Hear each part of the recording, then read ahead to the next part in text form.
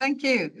And I will ask some people to come on stage. Joop van Duren, Wil Gooskens, and Daniel von Felten, because we have the privilege with speaking with them.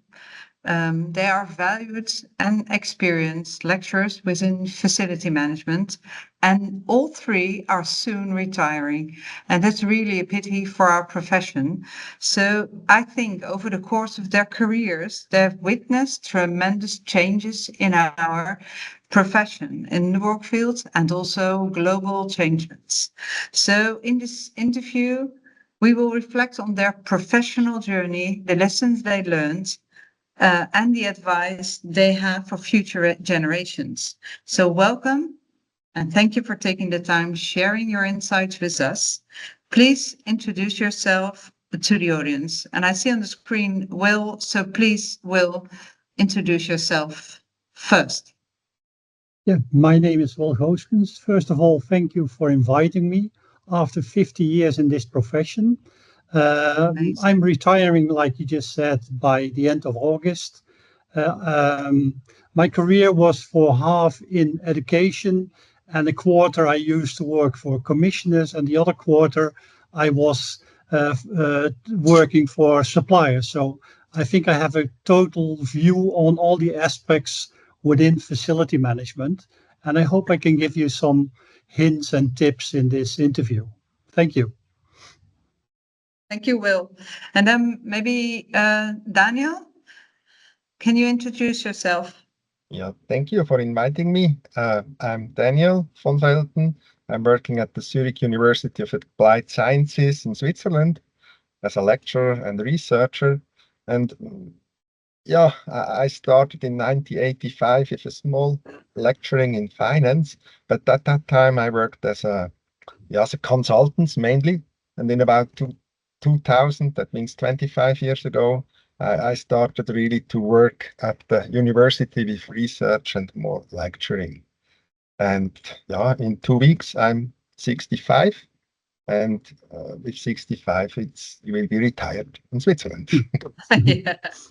Yeah.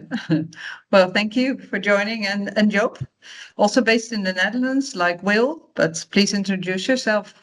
Yes, thanks, Natalie. Thanks for having me. Joop van Duren. I'm a professor of Applied Sciences Facility Management. I started my career in facility management in 1986. Worked in practice for about 20 years as a consultant, as a manager, and I work in education since the beginning of this century. And the last 10 years, I have my own research group on facility management, and I was program director for the Master Facility in Real Estate Management at Zuid University. Yeah, well, wow. Well, I think we have more than 100 years experience here on the table, so that's good. And I know if I see the whole audience of this meeting, then I think we will get around 1,000 years of experience. So, yeah, well, I wasn't not even born when you started, Wil, I think.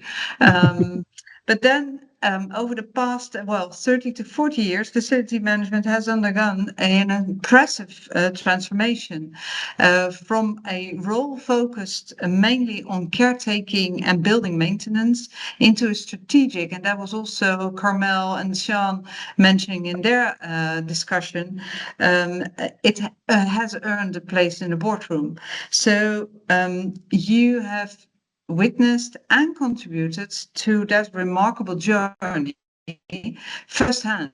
And that's also what I first want to address. How did you embrace the long life learning? How did you learn it by yourself? Maybe Joop, can you first answer this one?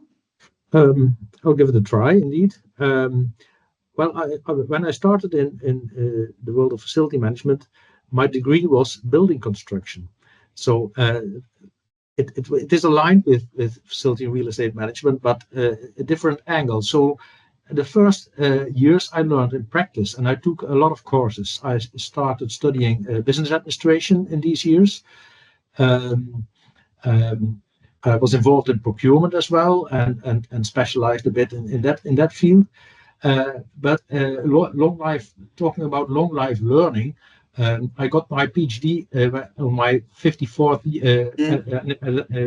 year, so that illustrates that, and that's at the same time, that's my message for younger people: keep on learning, because change is here to stay, and things are changing so fast and so massive that we have to be prepared for new situations. And as facility manager, we can't react. We have to take the initiative and to be upfront. So develop that attitude to be upfront and to take initiatives, and to be critical and to research, and keep on doing so lifelong. That's my message. Yeah, and that maybe Wil, what skills or areas of knowledge did you find yourself updating most over the years? Yeah, when I look at technology, the kind of integration, sustainability got, of course, much more important. And I also was very interested in the leadership strategies. Those are the things I think I mostly and frequently updated in my career. Yeah. And Daniel, how was it for you?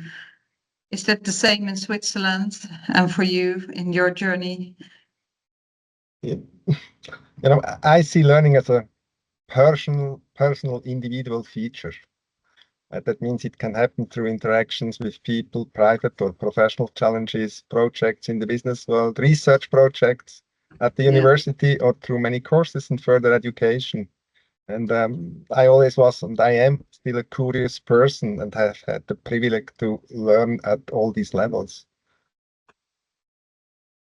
Are there also things the same as 30 years ago? Are there things which are not changed at all? Yeah, I think it's always depends a little bit on the person itself, because technological aspect was never something difficult for me. I sold hardware at the first computer company 45 years ago, helped to build companies in mobile communication 35 years ago. I founded a company that developed the first bus system to control heating and ventilation of buildings. Later, I worked with Pepper, the humanoid robot, or was able to develop coil teaching formats. This is something that happened, but what I ever have to do, I have continuously worked on collaboration with people, students and teachers, and people from the business world. I always have, or I tried to improve my leadership and communication skills, and that's what always I have to do, and it's going on something like that. Yeah. That answer your question? Yeah, of course Okay. it does. I think it's for everybody a different angle and a different perspective. So maybe then another one, how did you experience the arrival of new generations during your periods? New students, new colleagues. How did you see some movement on that? You ask me, I think too much noise. Yes. Yeah. It's too much noise made about Oh. this so-called different generation, because also it has been scientifically disproven generation models like X, Y, Z. It still persists. The difference between this generation is merely that encounter on different challenges and technological possibilities at the same age compared to other generations. But they do not differ in their fundamental needs or behaviors. Yeah. I think Joop, you can also say something about. I know that Joy Bergs of Hogeschool Zuid is also doing a lot of research on this topic. Yeah, a lot changed, but indeed some things are still there. And one thing to mention is the human touch. I think the human touch and hospitality attitude was important 40 years ago, is important now, and will remain to be important next years. Looking at different generations, well, looking at the current generation, I think they are more critical, which is good, very good. And their digital toolbox is huge compared to the toolboxes we had when we started.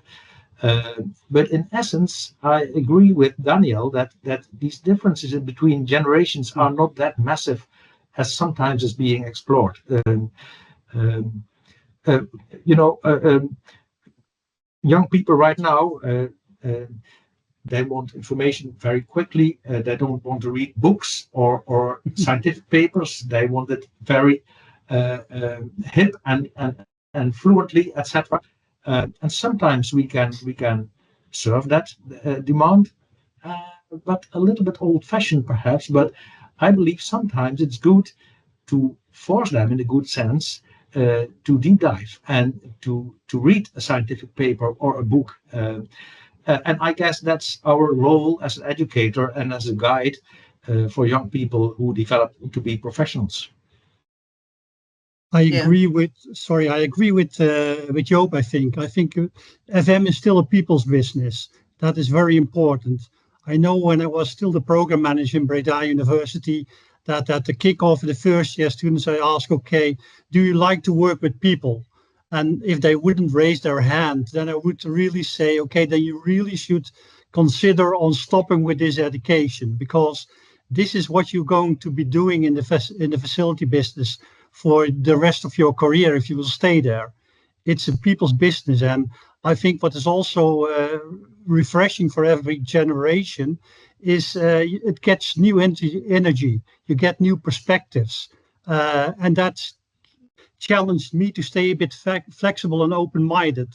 I know when I was talking 30 years, 40 years ago, it was about money when we were talking about facility management. And when those young people came in, sustainability got more and more important. And now well-being of buildings is more important. So it gives you new insights and it gives you new things to work on. And I think that is something for every generation. Yeah, and also because what it's already touched in the previous discussion. What about the ways of learning? What about the tools they are using? I think there something maybe is changed. I don't know who said that. Reading a book is not from this time anymore. But what do you see there? What's the biggest difference? I think what is still important is that as soon as students realize that practice and theory are not something different, I always tell my students that the theory is nothing else than somebody made mistakes in the practical way, and at a certain moment he thinks, okay, why do I always make that mistake? And then that ends up in a kind of quadrant or a kind of theory, how to prevent making those mistakes. So there's a real alignment between theory and practice. And what you see nowadays, of course, is that students are really very involved in AI. So that makes life for them much easier.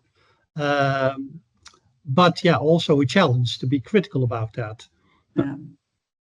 Well, what I see for myself in my career is what I see now, that the younger students, and also because I'm also together with IFMA organizing World Workplace, the opportunities students get to go out abroad, to get international apprentices, traineeships, but also, when I go to World Workplace in America, I see there are a lot of students.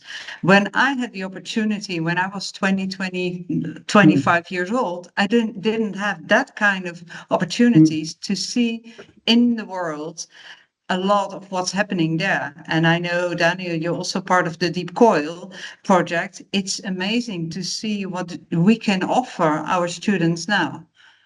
Can you reflect on that one, Daniel? Yeah, of course. Also the collaboration, the online collaboration is possible today. Before you told that, in the early time they read books. It was the only way to get knowledge. But today we have videos, we have online possibilities. Therefore, it will be used, and that's wonderful. Yeah, it's true. Yeah. And also as new generations enter the field, workplace expectations and concepts are also involved.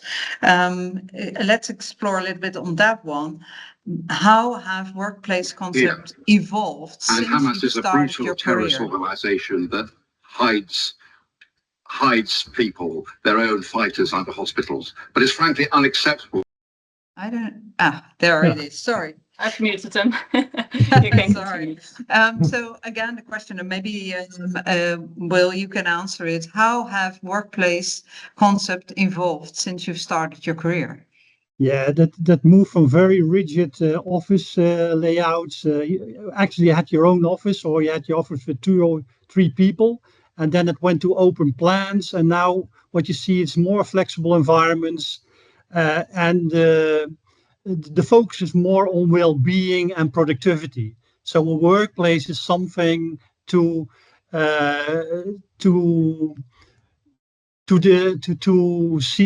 put you in a better place as an employer. So it's a part of the war of talent that is going on. That was the discussion in the beginning with the 3 panel members, that there is a shortage of people. So a nice office environment that really helps with that. Yeah. Can I add something? Yes. What I see is that when you look at a traditional floor plan from a traditional office, about 70% of the square meters are just workplaces. 70%, and 30% was for other purposes like refreshment, meetings, etc. When you look at offices nowadays that are designed for hybrid working, you see the opposite. It's just 40% of the floor space is for workplaces. It's for me work. All the rest is for we work. And that's exactly what we see. Going to the corporate office is to do we work, to collaborate, to be creative, to get inspired, etc., to work on innovations and developments. And me work, we can do it at home. And you can see it when you look at modern office plans, floor plans. It's totally different. Offices become smaller because we share workspaces. People work at home for 2 days a week, for example. Of course, digitization has influence on office layouts. So I think our challenge is to make the new office attractive for WeWork, so people get bonded, stay bonded, and that the community and the shared values can be fruitful for the organization. Yeah. Yes. Yeah, I think it is. And maybe Daniel, which workplace concept has made you the most lasting, impressive on you, and why did it? You've seen so much the last 20, 30 years. As the concept of hybrid working has left a lasting impression, because it combines, as Joop told before, the benefits of office work and remote work, and it offers flexibility while promoting the collaboration and team spirit at the end. That since COVID, that's really was a game changer. Yeah. Yeah. Well, also what I read today in the newspaper is that in Europe, the desire of home working is 2.6 days a week. At the moment in Europe, we work at home 1.4 days a week. So there is a gap between what we want and what we do. So I think also that needs, that asks a lot of development the upcoming years, because it's not in line with what we want to do and what we do in daily work. So, there's a lot to gain. Yeah. And you were discussing about COVID. I think when you started your career, you never ever thought about the fact that this period was coming. So please, can you also share with us what's the most funny or astonishing thing you've seen during COVID at your university by, also embracing students and helping them? Maybe Wil, you're... Yeah, what I noticed, it went really rapid, the whole decision making. We implemented those health protocols, we went to online learning, ensuring safe spaces for people. So it really went very quickly. So what it really brought to me, that if it comes to the push, then we really are able to find quick solutions. And I think that's one of the benefits also about facility management. We very often say we're doers, like to do, and we're maybe a bit modest in telling what you're doing. I think that was also in the presentations in the beginning. I think we should put ourselves more to that. But I think COVID really showed what facility management could mean. A pity that most people are already forgetting it. Another thing what I realized in the COVID is that, at least in the Netherlands, but I think it counts more also for Western Europe, especially when I compare it with America, when they are at those conferences, that business contingency planning, that is still something we need to do better, because I think for most organizations it overcame them. They didn't have any manuals or things like that. And when I'm at IFMA on conferences, on international conferences, I see they already realized that many years ago. So this is something we might be focusing on a bit more in future, because I'm afraid of what might be more like these kind of challenges. Yeah, it is. Perhaps, and Joe? Perhaps in addition, I always like to talk about value enabling facility management. And in the previous discussion, it was about adding value as well. So, and in the COVID period, we really demonstrated how much value we can add. Business continuity, because of the measures facility managers took from one day on the other day. Yeah. So in that perspective, it was kind of an opportunity. Yeah. But what did it ask from you as a lecturer? Did your way of giving your lessons, of getting into contact with students, did it really change? Or can someone of you telling something about that? Because the lessons were very much online, so that was kind of traditional, but I had more individual meetings with students via Teams. So the individual component was more, I would say. And that is, of course, in my opinion, still the best way of educating people, to have individual contact with small groups, because those big classrooms, that doesn't really work, I would say. Students, at least in the Netherlands, are not open to answer questions in a group of 50 or 60 students. That's not going to happen. So the smaller the groups, the more individual, the better the education will get. Yeah.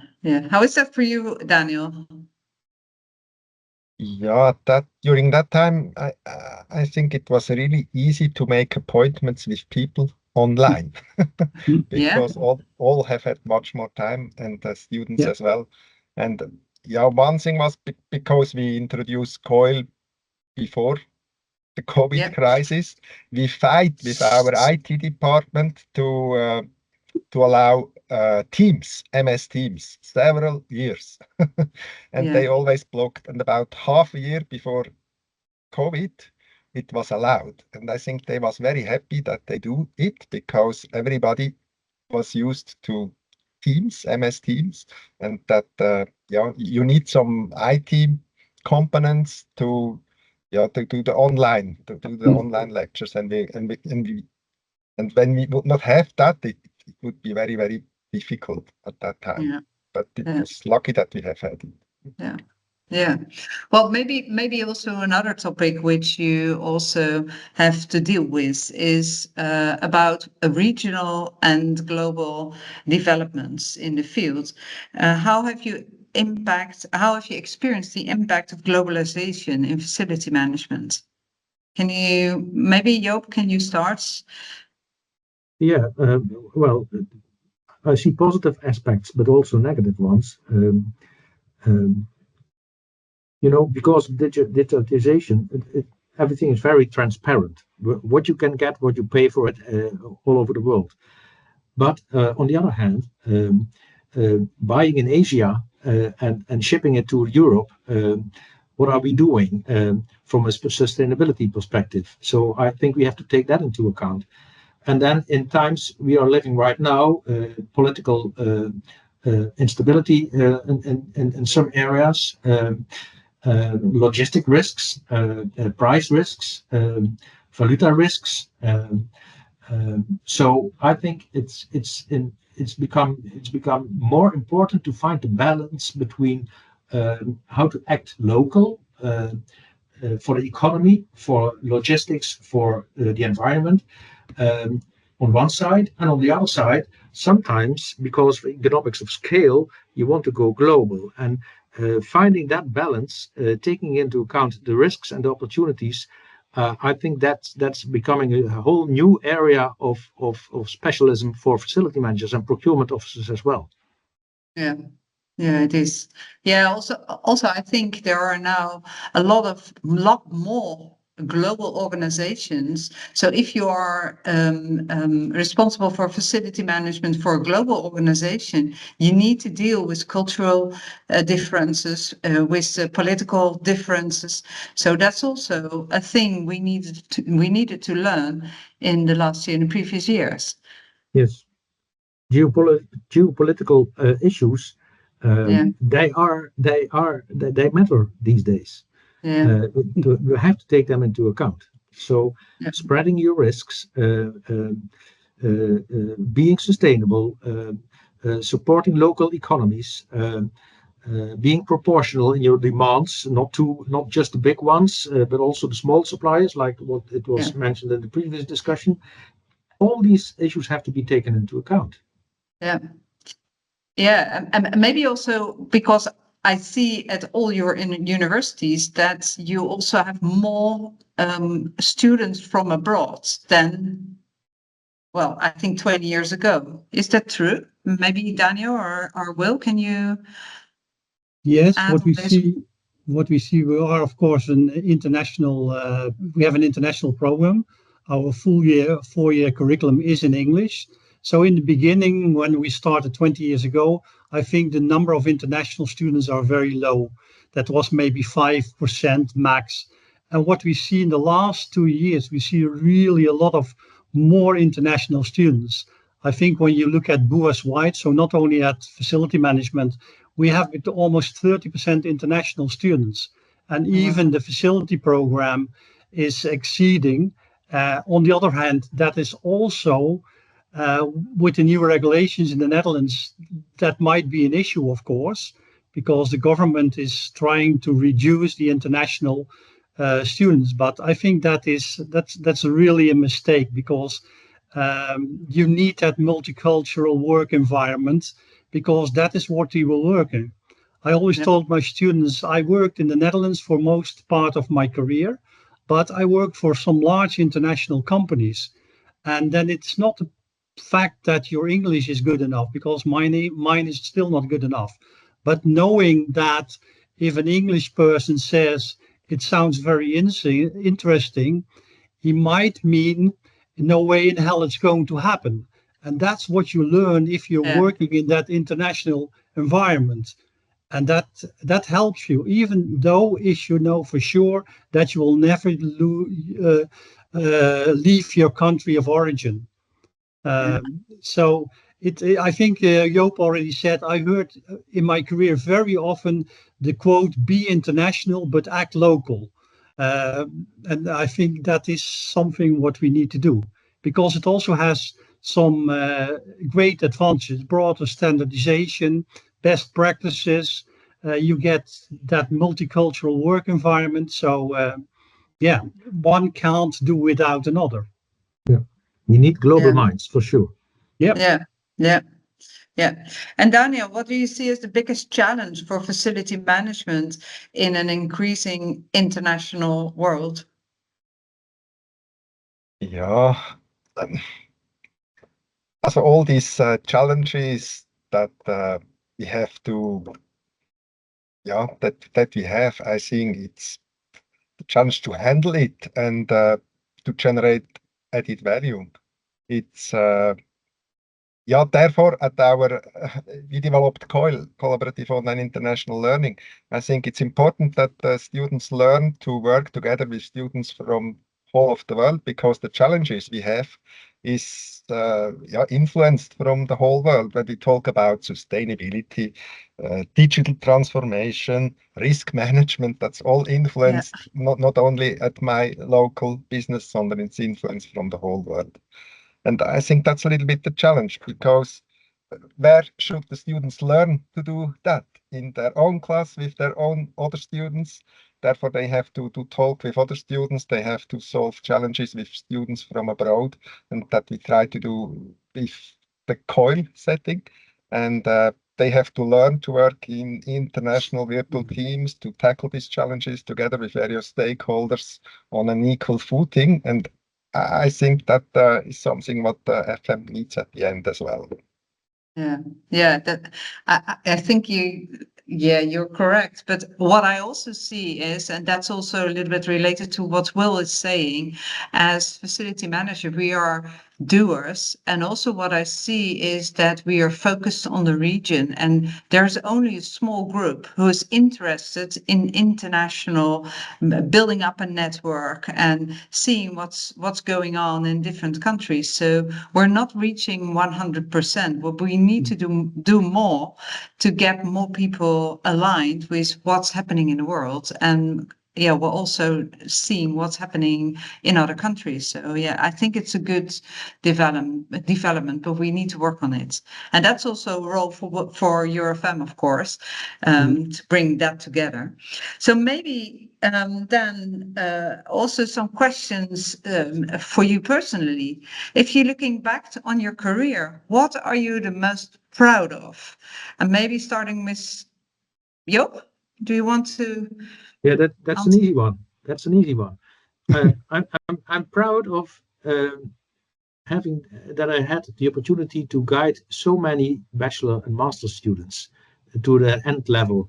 And these days, when I see them back in the working field as professionals, sometimes I'm so surprised and impressed. So that makes me proud that I could contribute to their development. Yeah. Well, Wil or Daniel, can you add something to that? More things?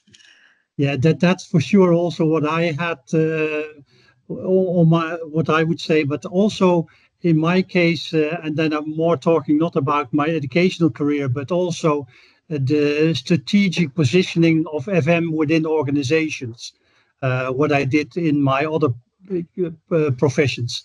But what I really like when I look in LinkedIn, and I'm not in social media, I'm from the baby boom generation, so I don't have Facebook, I don't have Twitter or X or what is it now, but I'm really, when I look at LinkedIn and I look at our alumni and where they end up after 4 or 5 years, then I'm really proud to see what we established together with my colleagues, of course, and what they established themselves.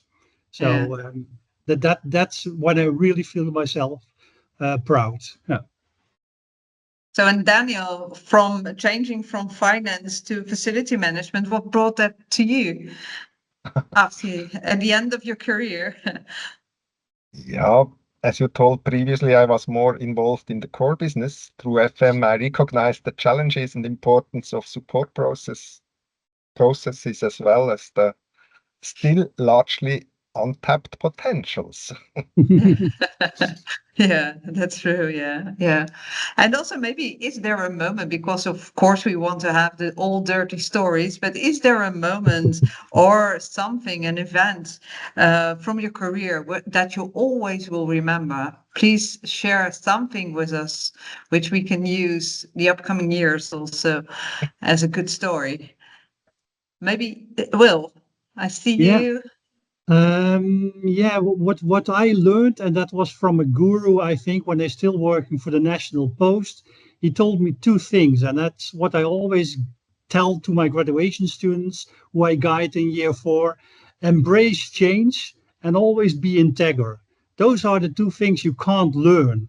You have to be open for change, and we're teaching them change management, so it really sounds like hell to bring change. But I learned that if you embrace change, you have the first opportunities. It also brings you new challenges Otherwise, I would have never learned and would have never worked in education if I wouldn't have accepted that change. And I think integrity, that is something that, yeah, I've seen in my career a lot of things where I would say, okay, integrity would have really helped with that if people would be integer. Yeah, yeah. And how's that for you, Daniel? Can you also share with us? Oh, unfortunately not, but there is no single event, but many wonderful encounters, and it's always have to do with people.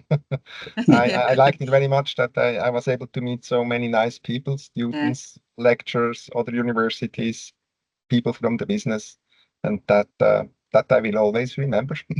Oh, nice. Yeah. And you, Joop?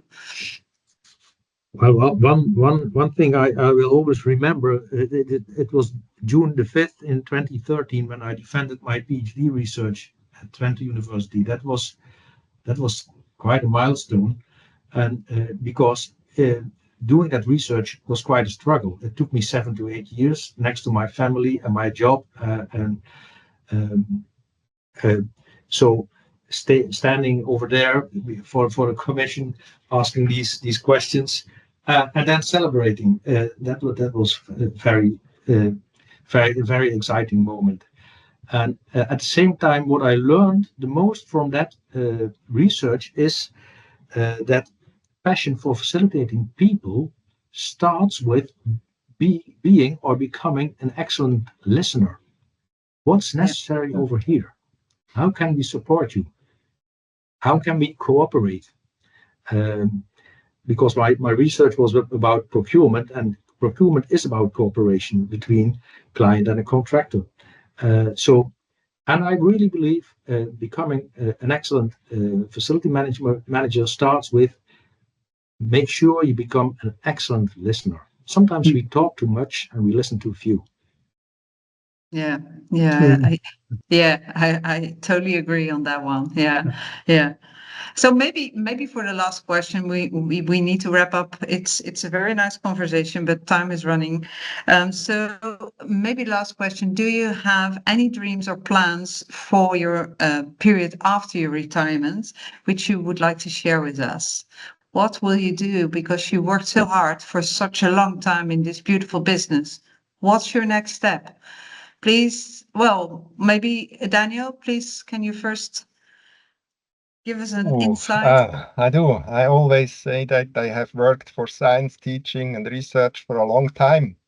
And now when I'm going to be retired, I will really start with making money. Oh, wow. That's a good one. Oh, so you bought some Bitcoins or you don't know? Okay. Several opportunities. Yeah, that's good. Okay. Well, Wil, what's your Yeah, I plan? think I already told the story to a lot of people whom I meet in conferences. It's nice if you can say that work is your hobby. And actually, I can say that for the last 40 or 50 years. Work is my hobby. FM is never a dull moment. There's never always something happen. But it's sad if you need to say that it's your only hobby. So I have to find a new hobby, and I still don't have one. So of course I'm thinking about voluntary work and see what I can do in the business. But yeah, it's my next challenge, I would say, to find something what can be my new hobby. Yeah. Well, we will grab a cup of coffee and talking about that on another moment. And Joop, for you, what's your plan?